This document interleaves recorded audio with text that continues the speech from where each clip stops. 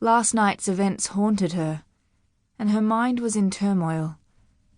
She wasn't sure if she should approach Chad about what she'd seen last night or not. He was coming out to the farm today anyway, so maybe she'd just wait and see. "Time to do some work," she said to herself, but the dog beside them barked. "Oh, I know, fella. You're always ready for work."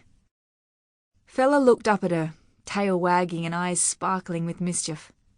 He was a red cloud kelpie and had short brown fur. It was a colour he shared with Contractor, although Contractor had a big white blaze down his nose and white socks on his back legs. Her boys were a perfect pair, her best mates, and could read her moods better than her own mum. The farm's worker, Jimmy, had a dog too. Gypsy was Fella's sister, and both were only 2 years old, still just pups. Flick clicked her tongue and nudged Contractor on his way. With one hand on her hip and the other on the reins, she glanced back at the sun. The magic of the sunrise and all its amazing colours was nearly gone, leaving just the sun brightening a new long day. She'd seen many sunrises in her 20 years, but to her eyes they still got bigger and better every day. Contractor broke into a gallop, knowing they were headed back home and towards breakfast. Fella's lean body stretched out alongside them, his tongue flapping in rhythm with his strides. Flick leant forward in the saddle. "Come on, boy." The wind against her face was glorious and she felt safe on Contractor's powerful body. Her mum preferred the Honda motorbike, but Flick loved the strength of her horse and the fact that he would protect her.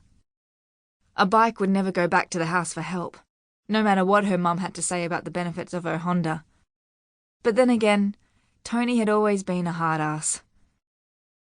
As the farmhouse came into view, Flick dropped Contractor back to a walk. Fella was racing to catch up, breathing heavily but tail still wagging madly. Flick spotted Maggie's plump bum as she bent over her herbs in the veggie patch next to the house. The Stewarts were known throughout the district for having a thriving vegetable garden. Nan was always giving away armloads of produce to anyone who visited. You name it, they grew it. Olive trees, smaller than the huge ones over by the old house, edged the garden. Every year they bottled up jars and jars of olives. People put in orders for them, and for good reason. They were delicious. "Morning, Nan," Flick said as she approached. Maggie stood up. She was wearing her favourite apron. It was faded blue gingham with a white pocket at the front, where she tucked her pair of scissors. She picked up the basil and parsley she'd just snipped. "Hello, my darling. How was the sunrise this morning?" "Absolutely glorious. I saw the wedge-tailed eagle back by its nest. I'll have to keep a closer eye on the lambs in that paddock." Maggie nodded. Her face was wrinkled and dotted with age spots, her soft grey hair pulled back into a neat practical bun. She was fine-boned and petite, with the exception of her rear end. Maggie said her backside was her storage tank in case the depression ever hit again. Flick could see the traces of her Nan's beauty, and the proof was in the old photos. She'd been a stunner in her day. Grandad had always said he was the luckiest man alive on the day she married him. He had lost the use of his legs in a farming accident long before Flick was born, so he'd got around either in his wheelchair, on the motorbike, or in the converted ute.